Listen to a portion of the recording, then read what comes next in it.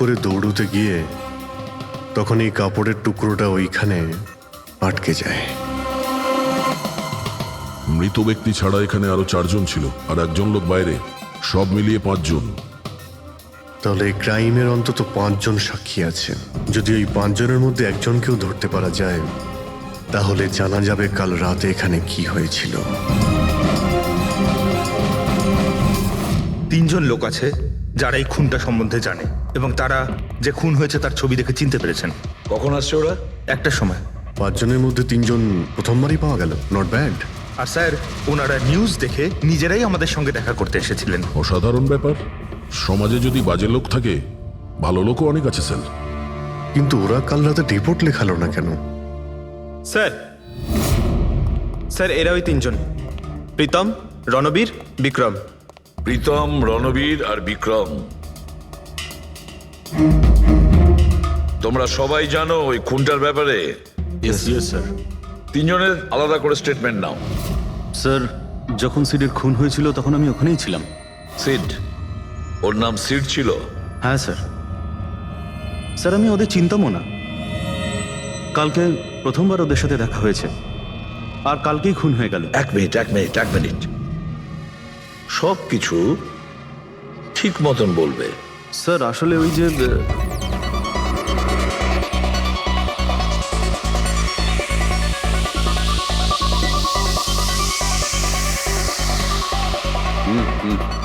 Sure sir. কি হয়েছে sir? আপনি বোর হচ্ছেন? ক্লাবে ভাল লাগছে না আপনার? ক্লাব? তুমি এটাকে ক্লাব বলছো? মনে হচ্ছে ক্লাব তুমি দেখোইনি। স্যার, আপনি এখানে নতুন এসেছেন, এই শহরে প্রথমবার এসেছেন? হ্যাঁ, নিউ ইয়র্কে থাকি। একটা কাজের জন্য ইন্ডিয়াতে এসেছি। কাজ শেষ হয়ে গেছে আর শহরে বসে বোর হচ্ছি। আপনার বোর্ডন দূর করার একটা রাস্তা আছে আমার কাছে। রিয়েলি? কি? একটু এক্সপেন্সিভ। সেটা চিন্তা তোমায় করতে হবে না। কি রাস্তা আছে সেটা বলো। ভেবে দেখুন স্যার, লাখ টাকার ব্যাপার, আর রিস্কও আছে। জোকিং? রিস্ক নেওয়া আমার হবি, আর সেটা যদি হয় টাকার, সেটা আমার কাছে অনেক আছে। কাজটা বলো। সুপার দেন। তুমি কি ধরনের জোকিং এর কথা বলছো? এরকম কোনো ব্যাপার নেই স্যার, শুধু জুয়া খেলতে হবে। লাখ টাকা, জিতে গেলে মালামাল, আর হেরে গেলে কঙ্কাল। আর এমনিতেও আপনার টাকার তো কোনো চাপ নেই। তাহলে চলুন আমার সাথে, কাম। যাচ্ছ কোথায়? এক ভদ্রলোকের বাড়ি। ভদ্রলোকের বাড়ি? কে ভাই? ওই যে দেখতে পাচ্ছেন, ব্ল্যাক জ্যাকেট, হোয়াইট শার্ট। তাহলে ওই বারটেন্ডার তোমাকে ওর বাড়িতে নিয়ে গিয়েছিল, তারপর কি হয়েছিল? না স্যার, ও সিডের বাড়ি নিয়ে যায়নি। ও সিডের সঙ্গে পরিচয় করায়, তারপর আমরা সিডের বাংলোতে যাই।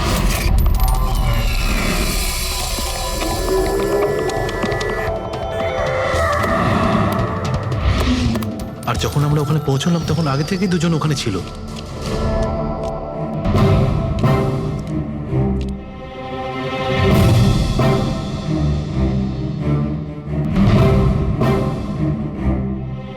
এই রইল আমার 2 লাখ টাকার চাল।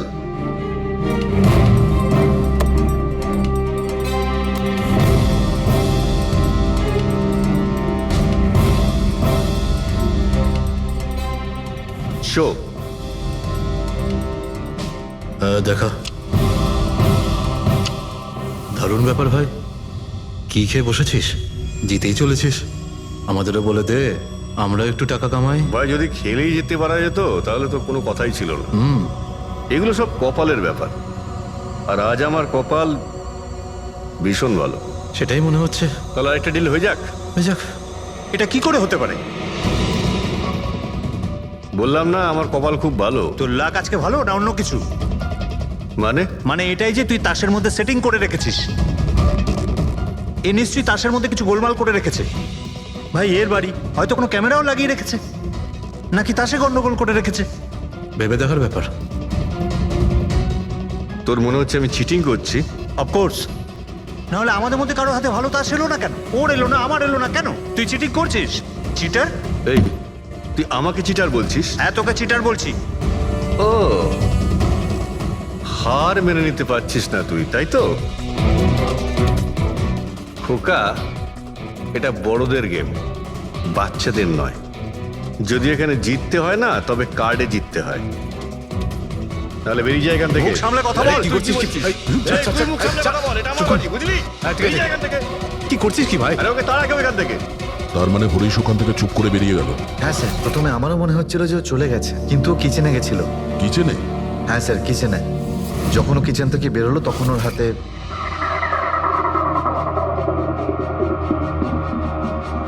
তুই আবার এসিস এখানে? তোকে বলেছি না এখানে আসবি না? এই, বেরো এখান গায়ে থেকে। হাত দিচ্ছিস কেন? কি হলো কি? এই, তুই আবার হাত দিচ্ছিস গায়ে? আরে ভাই, হ্যাঁ? আরে কি করলি কি তুই? আরে মেরে দিল ওকে। এটা এটা কি করলে? মেরে দিলে? আমি অ্যাম্বুলেন্সকে কল করছি, তোরা এখানে থাক। আরে মরে গেছো? পুলিশকে ফোন কর, না হলে আমরা সবাই ফেসে যাবো। পুলিশকে ফোন করলে আমরা বেঁচে যাব? জুয়া খেলছিলাম আমরা, বেআইনি এই জুয়া খেলা। হ্যাঁ, জুয়া খেলেছি, কাউকে মারিনি তো দেখ, আমরা। বেশি চালাকি করিস না। পুলিশ যদি আসে না, আমি একা ফাঁসবো না, সবাই মিলে ফাঁসবো। সে একটা কাজ করতে পারি, তোরা এখান থেকে যা, আমি কাজটা খতম করে আসছি। তোমরা কত টাকা হেরেছিলে? স্যার 30 লাখ। আমার প্রায় 50 লাখ মতন। স্যার 35 লাখ। এক মিনিট রণবীর, তুমি বলেছিলে যে সিড ওই সময় সাদা শার্ট পরেছিল, ইয়ে স্যার, উনি সাদা শার্টই পরেছিল। আর বিক্রম, তুমি বলেছিলে যে ও হলুদ শার্ট পরেছিল। হ্যাঁ স্যার, ও হলুদ শার্টই পরেছিল। ও সাদা বা হলুদ রঙের শার্ট পরেছিল না, একটু ব্লুইশ কালার ছিল শার্টটার, আমার ভালো মনে আছে। কিভাবে সেটা হয়? আমরা যখন লাশটাকে পেয়েছিলাম তখন ও হোয়াইট কালারের শার্ট পরেছিল, আর রণবীরও তো এই একই কথা বলছে। এটা কিভাবে সম্ভব? একই সময়ে আলাদা আলাদা ড্রেসে কিভাবে খুন হয়? স্যার, যখন মার্ডার হলো তখন এটা কেউ ছিলই না ওখানে। ছিল না মানে? মানে এটাই যে আমার ভালো মতো মনে আছে, এটা 6 মাস আগের ঘটনা। এরা ছিল না ওখানে। না স্যার, এটা পুরো 1 বছর আগের কথা। কি সব বলছে স্যার এরা? খুন তো কাল রাতে হয়েছে, তাই না? এক্স্যাক্টলি, খুনটা গতকাল রাতেই হয়েছিল, আর সেই সময় উনি সাদা রঙের শার্টই পরেছিলেন। এক মিনিট, এসব তোমরা কি বলছো? কাল রাত, 6 মাস, 1 বছর আগে? হ্যাঁ স্যার। আই হোপ তোমরা একটা লোকের মার্ডারের কথা বলছো যা কাল রাতে হয়েছিল, তাই তো? আর তোমরা বলছো এই দুইজন ছিল না মার্ডারের সময়? স্যার, এরা দুজন ওখানে ছিল না। আমি যে মার্ডারের কথা বলছি সেটা 6 মাস আগে হয়েছে। স্যার, খুনটা কাল রাতেই হয়েছিল, আর সেই সময় যারা ছিল সেই দুজন অন্য কেউ ছিল, ওরা তখন ওখানে ছিল না। হ্যাঁ স্যার, ওরা ঠিক বলছে, আমিও চিনি না এদেরকে। তোমরা তিনজনের সিডের কথাই বলছো তো? আর মার্ডার হওয়ার আগে ও তোমাদের সঙ্গে চেরিস ক্লাবে দেখা করেছিল তো? আর তারপরে ও তোমাকে হেমন্ত বিলায় নিয়ে গেছে। না না স্যার, ও আমাকে সংকল্প ম্যানশনে নিয়ে গেছিল, আর সেটা ওই কীর্তি হিলসে। হ্যাঁ, কীর্তি হিলসে ছিল। না স্যার, ও আমাকে ইয়াশ হাউসে নিয়ে গেছিল, যেটা কার্টিস রোডে রয়েছে। একটাই লোক তিনবার তিন জায়গায় 3 রকম আলাদা আলাদা জামা কাপড় পরে কি করে মরতে পারে? হ্যাঁ, সালুকে বলো। আচ্ছা, ঠিক আছে, ওকে। অজিত, সালুকে কোনো সূত্র খুঁজে পেয়েছে। তোমরা যাও, সালুকের সঙ্গে দেখা করো, আর ততক্ষণে আমি এদেরকে একটু জিজ্ঞাসাবাদ করি।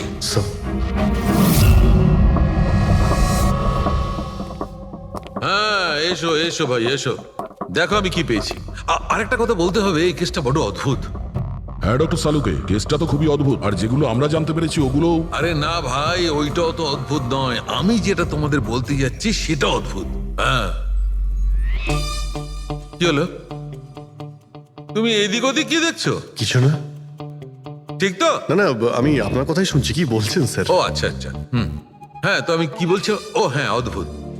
দেখো, আমি এর রক্তের সঙ্গে সঙ্গে রক্তের মতো আর একটা জিনিস পেয়েছি। রক্তের মতো? স্যার, স্যার আপনার সন্দেহ একদম ঠিক ছিল, এটা ডাই ছিল। আরে সারিকা, তুমি এসে গেছো? মানে আমি বলতে চাইছি, কি বলছো তুমি? লাল ডাই? কি করে? আরে বাহ, কনসেন্ট্রেশন ফিরে পেয়েছো তুমি? আরে আমার কনসেন্ট্রেশন কোথায় গিয়েছিল? তোমরা সব সময় না আমার পিছনেই পড়ে থাকো। ও আচ্ছা আচ্ছা। আমি সিডের বডি থেকে এই প্লাস্টিক ব্যাগটা পেয়েছি। এই ব্যাগ ওর শার্টের ঠিক নিচে ওর বডির সাথে টেপ দিয়ে আটকানো ছিল, আর এই ব্যাগটাতেই একদম রক্তের মতো ডাই রাখা হয়েছিল। এটা তো ঠিক ওই রকমই যেটা ফিল্মের শুটিং এ ইউজ করা হয়। বা হয়তো নাটকে। নাটক? হ্যাঁ, নাটকে। যতদূর আমরা জানতে পেরেছি তাতে এটা পরিষ্কার যে এই সিড একজন ঠক ছিল। ও সিডা তার সঙ্গীরা মিলে জুয়া আর মার্ডারের নাটক করে লোকেদের ঠকাতো। তার মানে এসবের মধ্যে ওই বারটেন্ডারও যুক্ত ছিল। ও জেনে বুঝে বড় লোকদের ফাঁসিয়ে এখানে এই কার্ড পার্টিতে পাঠাতো, আর তারপরে এই মার্ডারের নাটক। তো এই জন্য রণবীর, বিক্রম আর প্রীতম আলাদা আলাদা জায়গায় আলাদা আলাদা সময় এর মার্ডার দেখেছে। আর ওরা এসব অনেক আগে থেকেই করছে, কিন্তু কাল রাত ওদের নাটক বাস্তবে পরিণত হয়। প্রতিবারই একটা নতুন বাংলো, নতুন লোক ঠকানোর জন্য। আর বাকি সব সেম, একই খেলা, একই ঝগড়া, আর সেই একই সিটের মার্ডারের নাটক। লোকেদের কাছ থেকে টাকা নিয়ে পুলিশ কেসের নামে লোকেদের ভয় দেখিয়ে বের করে দেওয়া। সব কিছু সেম টু সেম। প্ল্যান তো খুব ভালো ছিল, কিন্তু কালকে হঠাৎ মার্ডার কি করে হয়ে গেল? কারণ কালকে রাতে একটা গন্ডগোল হয়েছে। মানে 1 মিনিট।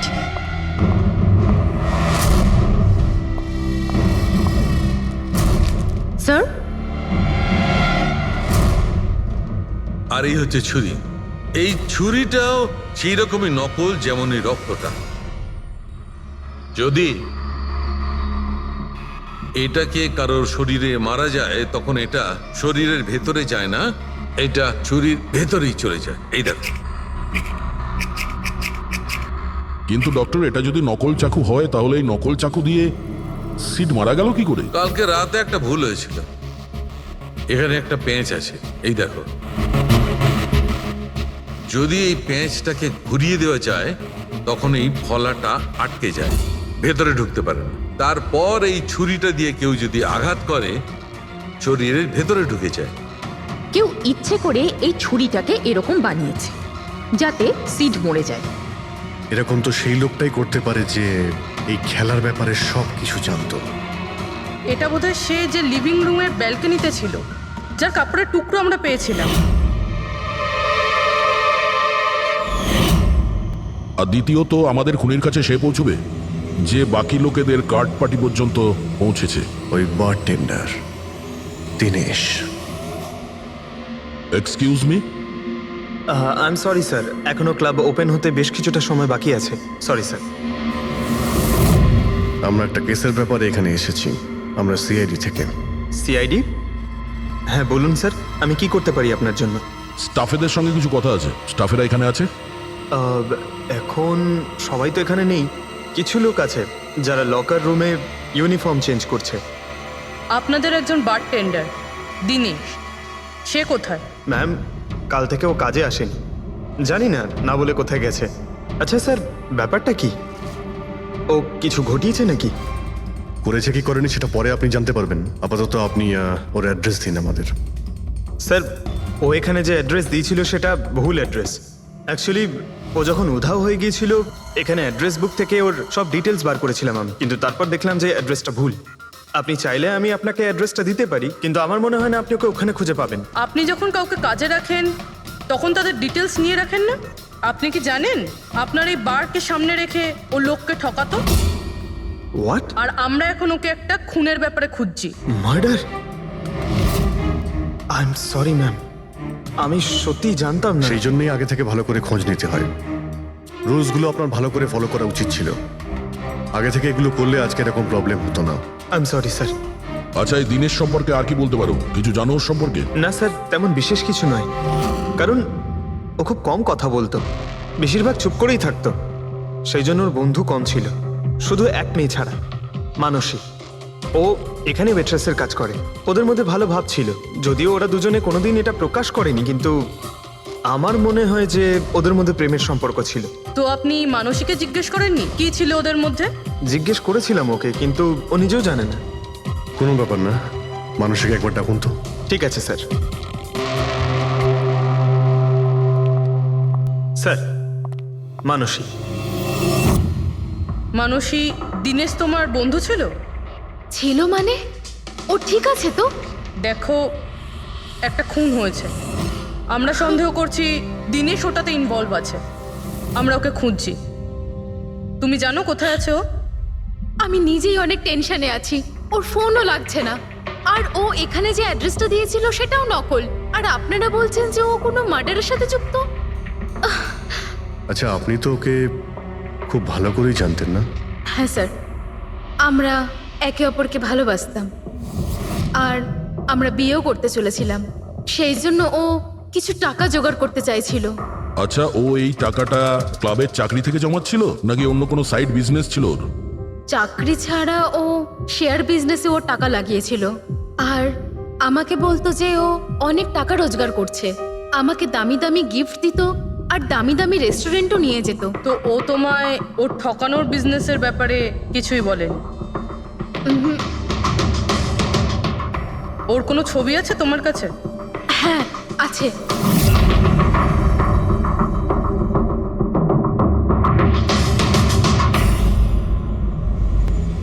স্যার, এই দিনেশ তো নিরুদ্দেশ, কিন্তু ওর ছবি আমরা পেয়েছি।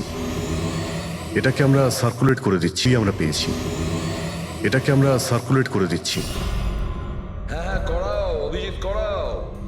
তিনজনের স্কেচ তো করা হচ্ছে। একটা কথা তো পরিষ্কার যে চারজন সবাই একসঙ্গে কোনো গর্তে লুকিয়ে বসে আছে। হ্যাঁ স্যার। স্যার, এরা ঠক কিন্তু খুনি নয়। ভুল করে এদের হাতে খুন হয়ে গেছেন। 100% এরা ভয় পেয়েই কোথাও লুকিয়ে রয়েছে। ব্যাস, এই ভয়টাকেই আমাদের কাজে লাগাতে হবে। এমন ভাবে ভয় দেখাতে হবে যে ওরা নিশ্চয়ই কোনো ভুল করে থাকবে আর আমরা খাপ করে ধরে ফেলবো। স্যার, স্যার, হ্যাঁ, স্কেচ তৈরি। ওকে স্যার, হ্যাঁ, এই তিনজনই জুয়ারি, আর যে ছুরি মেরেছে সে হলো হরিশ। একটা কাজ করো, এই তিনটে স্কেচই আর ওই বারটেন্ডারের ছবি প্রতিটা police station, railway station, bus stand, লজে সব জায়গায় পাঠিয়ে দাও। আর সমস্ত নিউজ চ্যানেলেও পাঠিয়ে দাও। আর ওদেরকে জানিয়ে দাও যে 24 ঘন্টা যেন এদের ছবি দেখানো হয়। প্রত্যেকটা বাড়িতে এদের ফটো দেখাতে হবে। তারপরে দেখবো কতদিন লুকিয়ে থাকে আমাদের হাত থেকে। এই 4টে ফটো খুব ভালো করে দেখুন। এই 4জন এই হত্যাকাণ্ডে জড়িত। এদের ব্যাপারে কোনো রকম সূত্র বা কোনো রকম খবর পেলে সিআইডি কে এই নাম্বারে খুব তাড়াতাড়ি যোগাযোগ করবেন। এরা খুবই ভয়ানক। এরা সবাই ইন্ডাস্ট্রিয়ালিস্ট হেমন্ত কুমারের ফার্ম হাউসে নিজেরই এক বন্ধুকে খুন করে পালিয়ে গেছে। পুলিশরা অনেকক্ষণ ইনভেস্টিগেশন করার পরেও সেখান থেকে কোনো কিছুই খুঁজে পাওয়া যায়নি। সিআইডি এদের সবাইকে খুঁজছে। এই হলো এদের ফটো।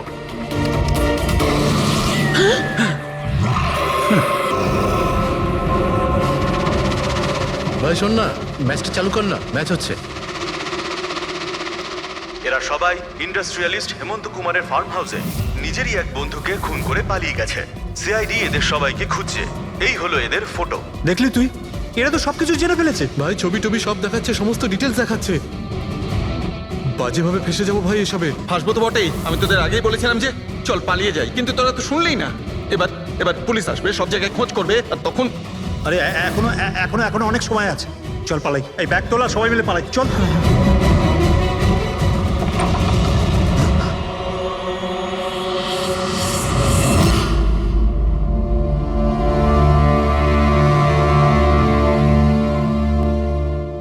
স্যার, সিট তো আমার খুব ভালো বন্ধু ছিল, আমার পার্টনার ছিল, সব কিছু ঠিকঠাক চলছিল।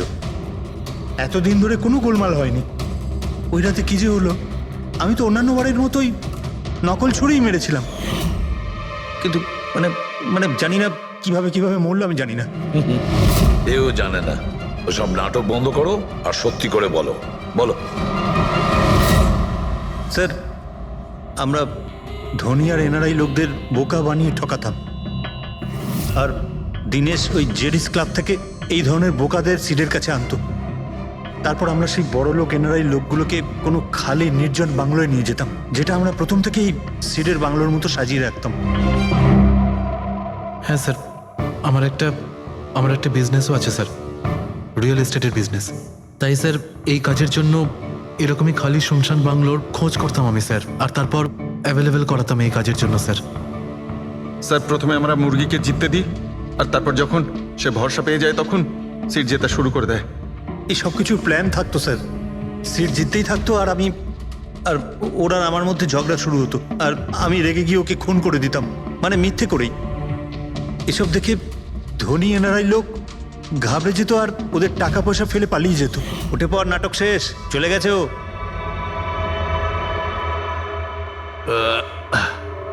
ঠিক গেছে তো রে? হ্যাঁ গেছে। উফ, আরে লেগে যাবে পাগল। তারপর আমরা ওই টাকাগুলো নিজেদের মধ্যে ভাগ করে নিতাম। ওই রাতেও সব এরকমই হয়েছিল। আমি ওকে ছুরি মেরেছিলাম আর তারপর পুলিশকে ফোন করা যাক আর সবকিছু ডিটেলে বলে আমি দেওয়া যাক। পুলিশের চক্করে পড়তে চাই না। আমার পাসপোর্ট, ইউএসএ সিটিজেনশিপ সবকিছু চলে যাবে। না না না না না, আমি যাচ্ছি। আরে ঘুমিয়ে পড়লি নাকি সিট? আরে ওঠ ভাই, অনেক হয়েছে, আর ওভার অ্যাক্টিং করতে হবে না। Sit set set. আরে এই তো সত্যি মরে গেছে। আরে ছুরিটা সত্যি সত্যি লেগে গেল নাকি ওর? আরে কি বাজে কথা বলছিস কি তুই? আরে সিট ওঠ না। সিট ওঠ না।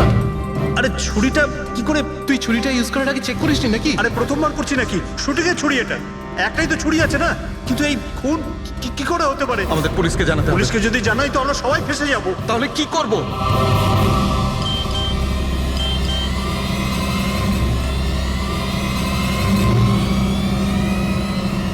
তোর খেলাটা ভেস্তে গেছে ভাই। কি? এই এই কেটে দেখ, এই দেখ ফটো আছে।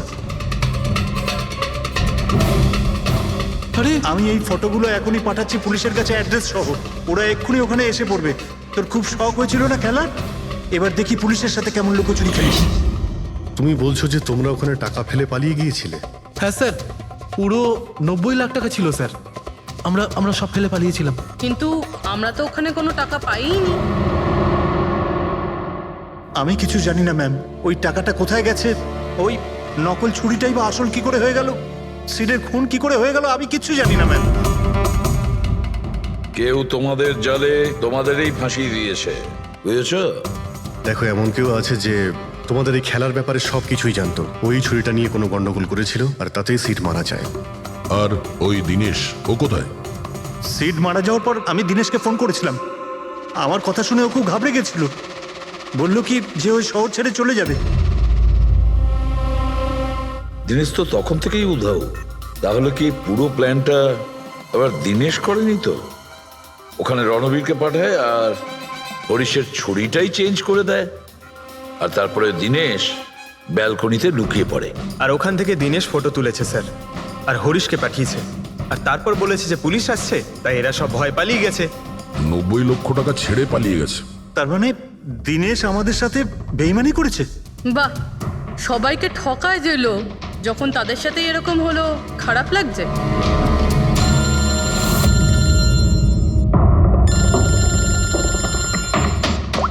হ্যাঁ বলো সালুকে। ফ্যান্টাস্টিক, ঠিক আছে। সালুকে বললো যে প্রমাণ পাওয়া গেছে, যে জিনিস দুটো আমরা দিনেশের কথায় আমরা পাঠিয়েছি। ওর ইউনিফর্ম আর জিম ব্যাগ। হ্যাঁ দা, যে কাপড়ের টুকরো আমরা ব্যালকনি থেকে পাই, ওই টুকরোর সঙ্গে এই দিনেশের ইউনিফর্মের কাপড় ম্যাচ করছে। স্যার, তার মানে খুনি দিনেশ?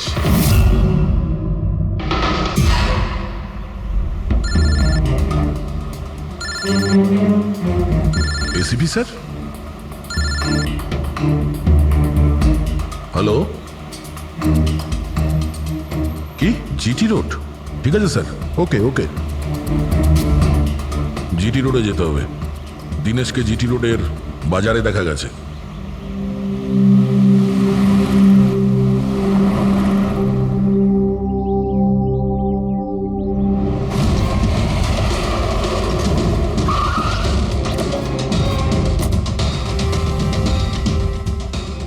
ভাই, এই লোকটাকে দেখেছো এখানে?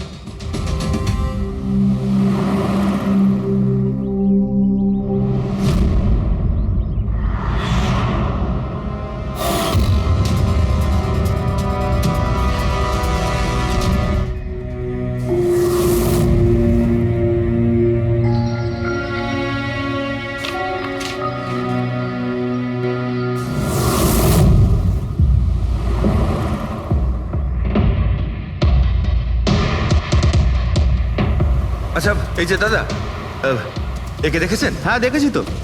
কোথায়? ওই তো ওখানে দাঁড়িয়ে রয়েছে। আগে? হ্যাঁ আগে। থ্যাঙ্কস থ্যাঙ্কস, চলো। মা, বাবা, আমায় ক্ষমা করে দিও। আমি তোমাকে অনেক কষ্ট দিয়েছি, তোমাদের মান সম্মান ডুবিয়ে দিয়েছি, কিন্তু একটা সত্যি কথা, আমি খুনি নই, আমি কাউকে খুন করিনি। আমি শুধু একটু টাকা ইনকাম করতে চেয়েছিলাম, কিন্তু আমি জানতাম আজ নয়তো কাল পুলিশ আমাকে ধরেই নেবে। এটা হওয়ারই ছিল।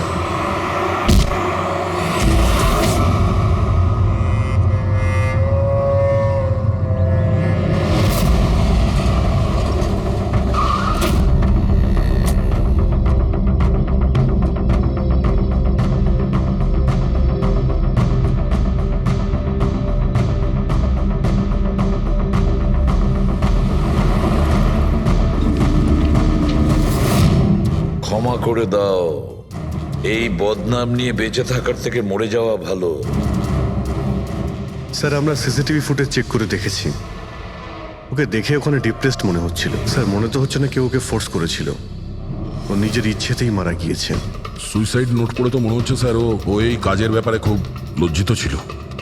ও এ ব্যাপারে জড়িত তো ছিল, কিন্তু সিটকেও মারেনি। স্যার দিনেশ নয় তো আর কে হতে পারে? এদের এইসব খেলার ব্যাপারে আর তো কেউ জানতোই না।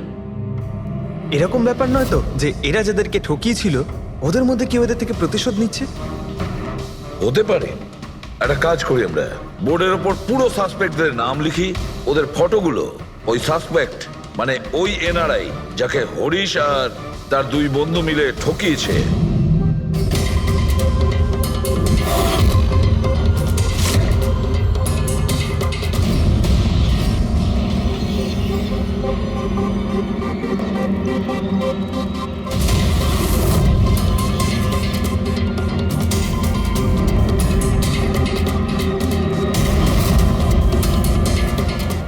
স্যার এই হলো সেই সমস্ত লোকগুলো যারা এই কেসের সঙ্গে জড়িত।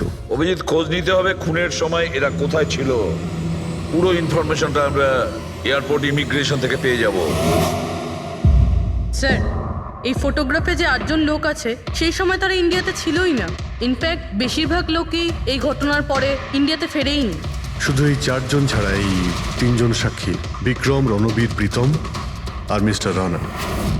স্যার এক্ষুনি আমি মিস্টার রানার বাড়িতে ফোন করেছিলাম, ওনার ওয়াইফ ধরেছিলেন, বললেন যে 3 বছর আগে উনি মারা গেছেন, আর 3 বছর আগে এরা ওনাকে ঠকিয়েছিল। উনি এই গিল্ট ফিলেই ভুগতেন যে ওনার সামনে কেউ খুন হয়ে গেছিল আর উনি কিচ্ছু করতে পারেননি, যার জন্য উনি নেশার কবলে পড়েন। আর তাহলে বাকি থাকলো 3 জন সাসপেক্ট, প্রীতম, রণবীর আর বিক্রম। প্রীতম আর বিক্রম এরা তো দেশের মধ্যেই ছিল, কিন্তু এই শহরে ছিল না। এবার এই রণবীরই শুধু বাকি থাকলো। রণবীর তো নিজেই ওখানে ছিল, ওই ফটোতেও ছবি আছে। হ্যাঁ স্যার, ও একই সাথে ব্যালকনি আর হল তাতে থাকতে পারে না, এটা অন্য কেউই হবে। তাহলে কে হতে পারে এই খুনি? পঙ্কজ, মিস্টার রানা 3 বছর আগে মারা গেছেন, ওনার পুরো ডিটেলসটা আমার চাই। স্যার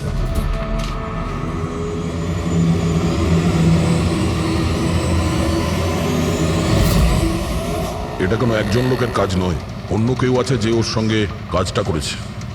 আমার তো মনে হচ্ছে যে খুনি আমাদের চোখের সামনেই আছে, শুধু আমরাই ওকে দেখতে পাচ্ছি না। ইয়েস, খুনি তো আমাদের সামনেই ঘুরছে। কি কথা বলেছো ফ্রেডি, সুপার। আমি স্যার? হ্যাঁ তুমি। খুনি সত্যিই আমাদের চোখের সামনে ঘুরছে, কিন্তু আমরা ওকে দেখতে পাচ্ছি না। কিন্তু এখন আমি বুঝতে পেরে গেছি। হোটেলে যাই। হোটেল? হ্যাঁ হোটেল। থিওরি হিসেবে ওর হোটেলেই থাকার কথা। একবার যদি জানতে পারি যে খুনি ওই, তাহলে ওর সঙ্গী আর জুয়োর টাকা সব পেয়ে যাবো। তাহলে চলুন স্যার, তাড়াতাড়ি যাওয়া যাক আর ওকে ধরে ফেলি গিয়ে। ধরবে না ওকে, ওর ওপর নজর রাখতে হবে। আর হ্যাঁ, যদি বেশি চালাকি করে তাহলে ছাড়বো না ওকে।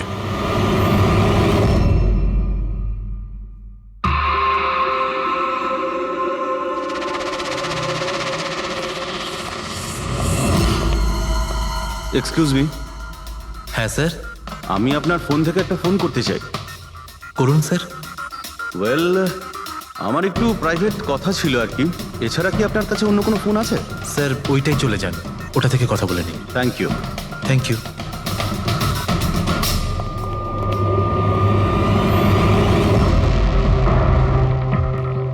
শোনো ভাই। হ্যাঁ স্যার। আমরা সিআইডি থেকে আসছি, আমরা এই লোকটাকে ফলো করছি। এই লোকটা যে কথা বলছে ওটা আমাদের শুনতে হবে যে কি কথা বলছে। স্যার ওই ফোনটা এই ফোনটার সাথে কানেক্টেড। আমার মনে হচ্ছে সিআইডি কিছুই জানতে পারেনি, প্ল্যানটা সাকসেসফুল। আমাদের প্ল্যানটা খারাপ করার শুধু একটাই লোক ছিল, আর সে ছিল দিনেশ। আরও সেটার উপযুক্ত শাস্তি পেয়ে গেছে। So there is nothing to worry about. You don't worry, আমি যদি কিছু জানতে পারি তোমাকে জানাবো। I love you two.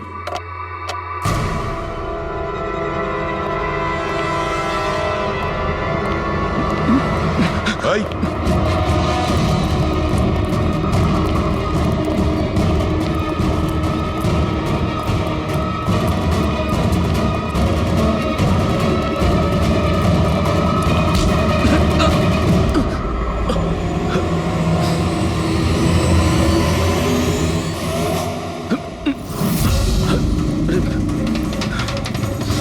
আমি আপনাদেরকে কিচ্ছু বলতে পারবো না, আমি এই ব্যাপারে কিচ্ছু জানি না।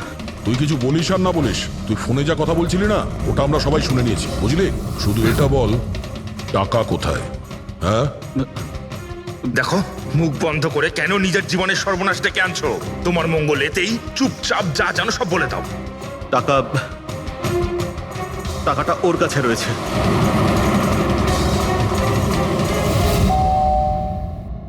একটু দেখ তো মা, কে বেল বাজাচ্ছে? হ্যাঁ মা।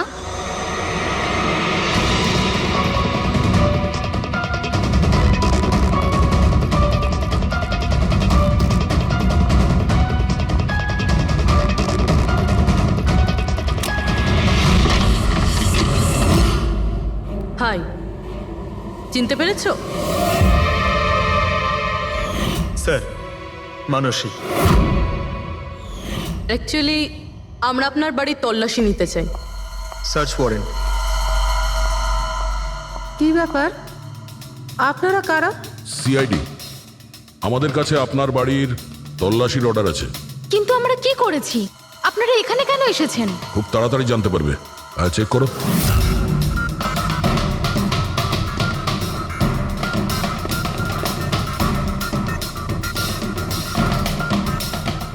দয়া স্যার।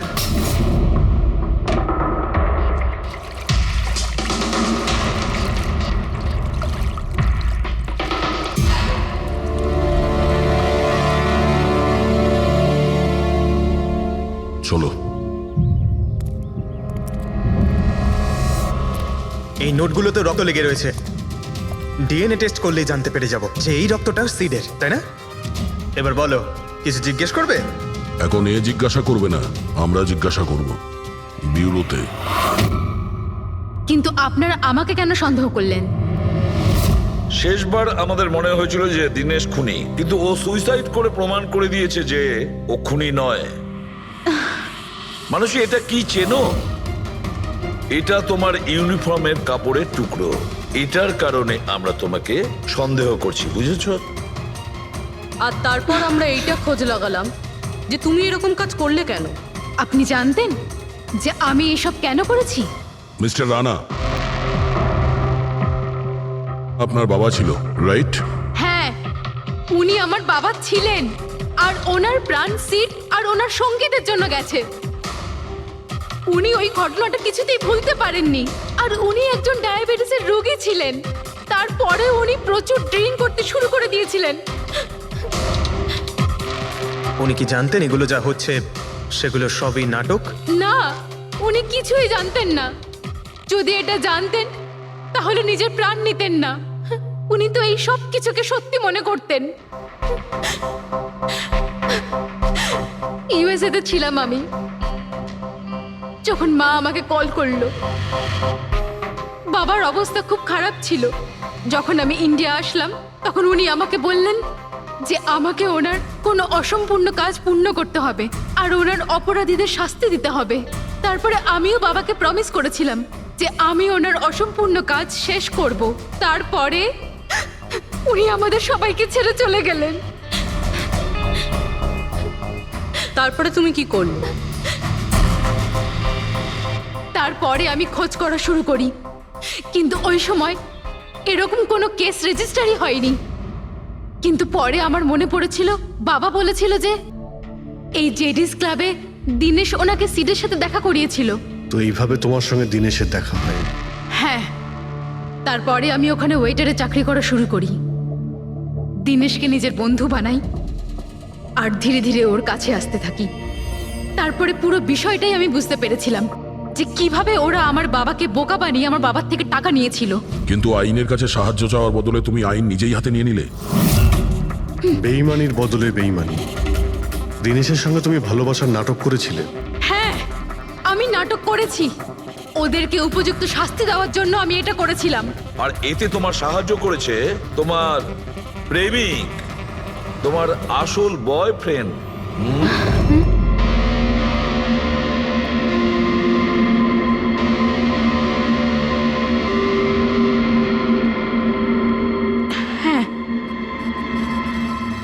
আমরা দুজনে মিলে প্ল্যান করেছিলাম। রণবীর ওই রাতে জেনে বুঝে বোকা হয়েছিল। আর ওই ছুরিটাকে খারাপ করেছিল। যদি এই পেঁচটাকে ঘুরিয়ে দেওয়া যায় তখন এই ফলাটা আটকে যায়। ওই ছুরিটাকে আমি খারাপ করেছিলাম, আর ব্যালকনি থেকে লুকিয়ে ফটো আমিই নিয়েছিলাম। তারপরে আমি ওই ফটো হরিশকে পাঠিয়েছিলাম, আর ওদেরকে ওখান থেকে তাড়িয়ে দিলাম, আর আমি টাকাগুলো নিয়ে ওখান থেকে বেরিয়ে পড়লাম। আমি আমার বাবাকে দেওয়া প্রমিস পূরণ করেছি। ওই টাকাটা আমার বাবার ছিল, আমি ওনার প্রতি ন্যায় করেছি। ভুল। ওই ন্যায় বিচার করা তোমার কাজ নয়, সেটা করবে আদালত। তুমি আইন নিজের হাতে নিয়েছিলে, আর একটা খুব মস্ত বড় অপরাধ করেছো। আইন তোমাকে কঠোর থেকে কঠোরতম শাস্তি দেবে, তোমাদের দুজনকে কঠোর শাস্তি দেবে।